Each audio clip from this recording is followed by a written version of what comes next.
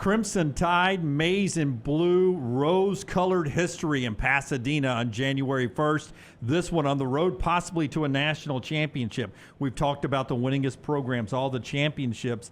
These two bring a lot of credentials into the granddaddy of them all. Well, you know, as a kid, I always wondered why Alabama had their fights on Rose Bowl. You know, you just remember growing up, there was the SEC Sugar Bowl tie. Yeah. And you don't remember these old school games in the Rose Bowl. But when Alabama gets to a Rose Bowl, they make it count. They do. Here's the all-time record in the Rose Bowl, by the way.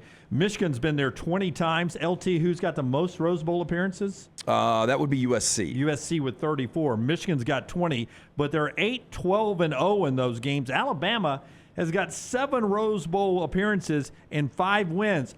Brown, amazingly, only 3 wins less than Michigan, who had an automatic path to Pasadena back in the day. Yeah, Michigan and Ohio State, the only 2 Big Ten teams with more Rose Bowl wins than Alabama. And when you include the Pac-12, it's not that many more. It's USC, Washington, Stanford, and UCLA that are tied with or have more than Alabama. And those teams are eligible for the Rose Bowl every year. Alabama really has not been. It's a remarkable record to consider that they are that close in wins, 8-5, and Michigan has been so many more times. I don't know what's more amazing to me. They're that close, or that Michigan's got that bad of a record, 12 Rose Bowl losses. I know it's a game USC has dominated. They've dominated the Rose Bowl. But to see Michigan with 12 Rose Bowl losses was surprising to me. Yeah, and I'll tell you another surprising thing is 2020. So that was supposed to be the Rose Bowl, but because of the pandemic, it was moved to Arlington. Was it going to be played in the traditional Rose Bowl early Saturday afternoon? It was going to be January 1st. January 1. Yep. 4 o'clock our time. That's when it was going to be. Yeah, it was going to be just like this one's going to be. 2020 just, I forget so much. Everything got changed. Yeah. Right? But I will tell you this, another surprising stat about Michigan in the Rose Bowl is that they haven't been in a Rose Bowl game since 2007. That's hard to believe. Yeah. Alabama's played in the more recent Rose Bowl game, the 2020 season, in January 1, 2021. Michigan hasn't played in a Rose Bowl game. And guess what? They weren't excited to play in that one. If you guys will remember, undefeated Michigan, undefeated Ohio State. Ohio State wins. They get Florida in the Fiesta Bowl. Michigan goes to a Rose Bowl. So it couldn't have meant what it used to mean. It has been. That is one of the products, though, of the college football playoff, because these last 2 Michigan teams would have been Rose Bowl teams, obviously. They were conference champions. They were really good teams. They would have been Rose Bowl teams, and you know who they wouldn't have played? They wouldn't have played anybody that would have been a national championship contender. It would have been the old voting system that we used to have. So, in a sense, I'm glad they haven't been to a Rose Bowl. It means we've got a better system than we used to have. That's right, and we don't know what the Rose Bowl will look like moving forward, but right now we're excited about this Rose Bowl game. You know, another thing, the Heisman Trophy this year to Jaden Daniels of LSU. Alabama went from 0 in the Heisman Trophy standings right past Michigan, up the food chain. Take a look at the all-time Heisman winners. USC leads the way with 8. Notre Dame, Ohio State, and Oklahoma all have 7 Heisman winners all-time. Alabama's in at 4. Michigan's got 3 all-time with Auburn, Army, Florida, Florida State, Nebraska, and now LSU with their 3rd Heisman winner.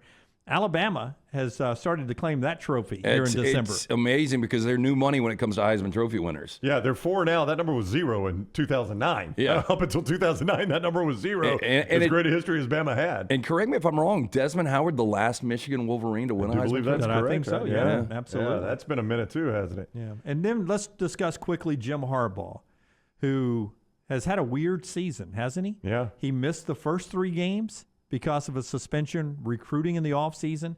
He missed the last 3 games of the regular season back for the Big Ten championship game because of the sign-stealing plea bargain that he chose to take from the Big Ten. It's been a fragmented season for Jim Harbaugh. Our buddy Joel Clapp from Fox has been to almost as many Michigan games this year as Jim Harbaugh, if you think about it. That's pretty remarkable to think about. Yeah. I mean, that's how many games he's missed. The guy has missed 6 games this year.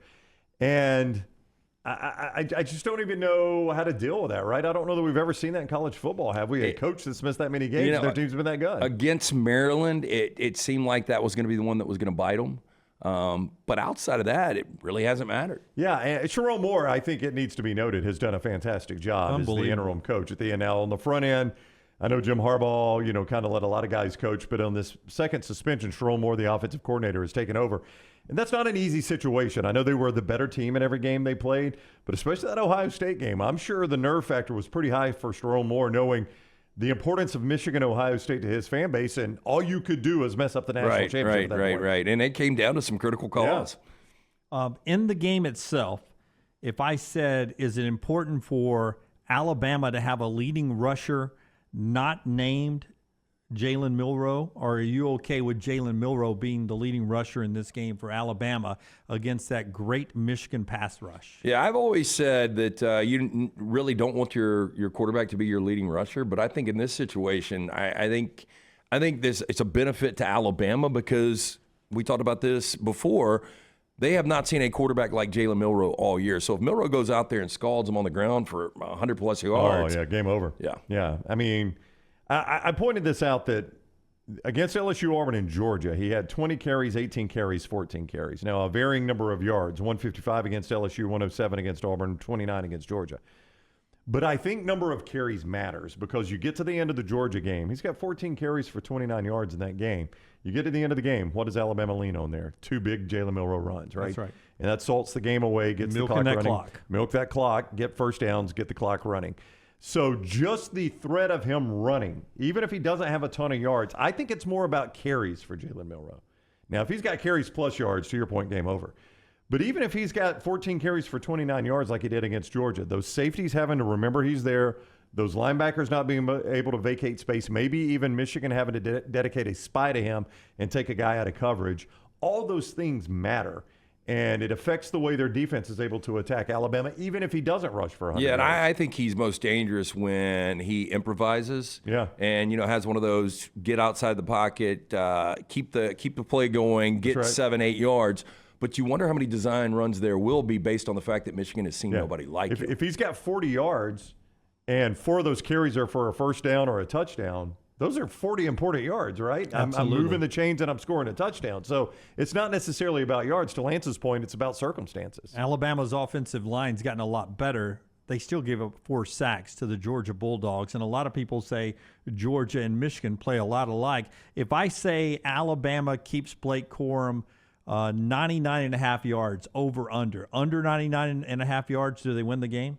I think they do win the game if they keep him. Like I said, I think they've done their job. The defense is you limit, because if Corum goes less than 100, they're probably less than 150 as a team. So I think that would equate to an Alabama win. Yeah, I'll tell you what's interesting. The 2 teams recently that gave Alabama trouble on the ground were Auburn and LSU. Auburn had 206 rush yards. LSU had 244. But for Auburn, 57 of those rush yards came from the quarterback spot. For LSU, 163 from the Heisman Trophy winner. So I was about to say. J.J. McCarthy has run for 146 yards all season long, so you don't expect him to run for a ton. I anticipate them being able to defend it a little bit more like they did against Georgia when Carson Beck wasn't a run threat. 31 carries, 78 yards for Georgia. You give that performance if you're Alabama, this thing's not even close. Strike up the band. History always made at the Rose Bowl.